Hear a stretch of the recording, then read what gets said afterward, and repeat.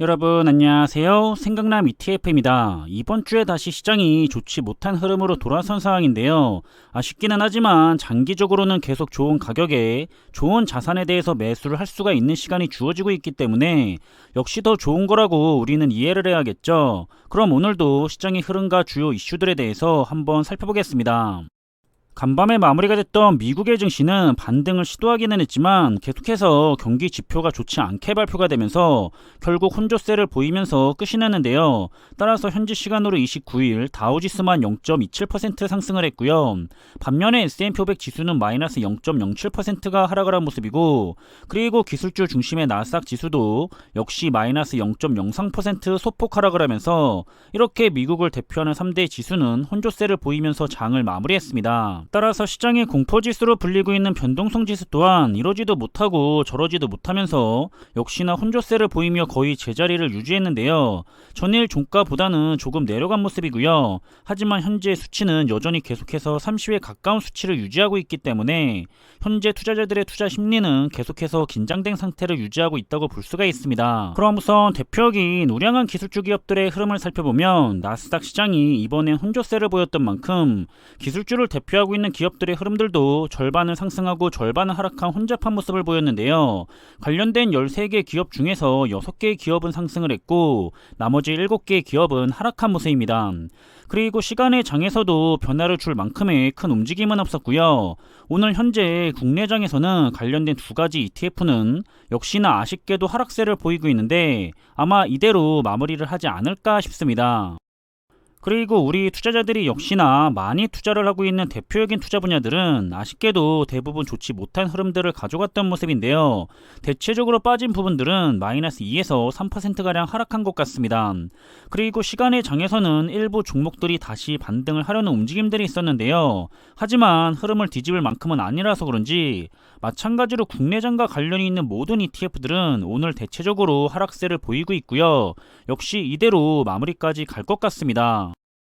그리고 4차 산업과 관련해서 가장 기대가 되고 있는 대표적인 기술주 산업 분야 ETF들은 역시 아쉽게도 전부 하락세를 보이면서 마무리를 했고요. 하지만 인공지능을 제외한 나머지 분야들은 크게 하락을 하지는 않았던 모습입니다. 그리고 시간의 장에서도 역시 혼잡한 모습들이 나타났던 것 같고요. 국내장과 관련이 있는 두 가지 ETF들은 클라우드 ETF는 상승을 할지 알았는데 아쉽게 현재 오늘 국내장에서는 둘 다 하락세를 보이고 있습니다. 역시 하락세로 마무리가 되지 않을까 싶고요. 그렇다면 시장을 대표하고 있는 S&P 500 지수의 흐름을 먼저 살펴보자면 이번에도 소폭 하락을 했기 때문에 아직은 3,800선 위에서 주가가 흘러가고 있는데요. 이제는 기업들의 2분기 실적 발표에 따라서 시장의 방향이 크게 좌우가 될 것으로 생각이 되고요. 그래서 긴장된 7월과 8월이 될 것 같지만 일단 제 마음은 기업들의 2분기 실적은 좋지 못할 것을 전망을 하고 있기 때문에 아무래도 시장이 다시 출렁거릴 것에 대해서 마음의 준비를 하고 있기도 합니다. 그리고 이번에 발표된 경기 지표들도 역시 좋지 못했는데요. GDP는 속보치와 잠정치 그리고 확정치로 세 차례 나눠서 발표가 되는데 이날 발표는 최종 확정치였고요. 잠정치가 마이너스 1.5%였지만 확정치는 추가로 마이너스 0.1%가 감소한 마이너스 1.6%로 집계가 되면서 시장이 반등을 하는데 걸림돌이가 됐습니다. 그리고 추가적으로 더 나빴다는 경기 지표들은 1분기에 개인 소비 지출 PCE도 잠정치보다 크게 낮게 나왔다고 하고요. 그리고 1분기에 PC 물가 역시 잠정치보다 높았고 근원 PC 가격 지수 또한 잠정치보다 올랐다고 합니다. 따라서 시장에서는 이렇게 내구재와 서비스 소비 지출이 크게 하향이 된 것은 생각했던 것보다 소비자들이 버티는 힘이 약하다는 것을 나타내고 있기 때문에 더 나쁜 그림이라고 분석을 하고 있는 모습이고요. 따라서 지난 1분기는 이미 마이너스 성장이 확정이 됐었고 이번 2분기도 마이너스 성장이면 시장에는 좀 안 좋은 상황인데요. 추정이기는 하지만 마이너스 성장은 아닐 거라고 하는데 그렇다고 하더라도 좋은 것도 아니라서 이번 3분기 초반의 시장의 흐름은 좋지는 않을 것 같다는 생각이 들고 있습니다. 물론 시장은 어느 정도 선 반영해서 주가가 움직이기 때문에 이런 악재들이 이미 주가에 반영이 되어 있을 수도 있는데요. 대표적으로 긍정론 쪽에서 그런 말들을 많이 하고요. 비관론 쪽에서는 아직도 바닥이 아니라고 하면서 더 내려갈 거라고 하고 있는 상황입니다. 그리고 패드는 경기 침체보다도 고물가가 더 위험하다고 하는 모습을 자주 볼 수가 있는데요. 경기가 침체로 가더라도 높은 인플레이션을 잡는 게 더 좋은 선택이라고 생각을 하고 있고요. 그래서 계속 강력한 긴축을 추진할 것으로 전망이 되고 있습니다. 따라서 미국은 제 생각이기는 하지만 7월과 8월에는 일단 계속 주가의 흐름이 아래쪽에서 놀지 않을까 싶고요. 그리고 최근 정말 잘 나가던 중국인데요. 한 번씩 꼭 이렇게 차이나 리스크를 투자자들에게 강렬하게 인식을 시켜주고 있죠. 회계 조작을 너무 기본으로 깔고 가는 중국이라서 저는 항상 좀 그렇습니다. 그런데 어제는 그래서 차이나 전기차 ETF가 크게 급락을 한 거라고 많이들 그랬는데요. 어제는 사실 다들 많이 빠졌기 때문에 저는 당분간 차이나 전기차 ETF가 계속 빠질 거라 생각을 했는데 의외로 오늘은 또 잘 안 빠지고 선방을 하고 있습니다. 오히려 국내 2차전지 ETF가 너무 크게 빠지고 있어서 걱정이 되는데요.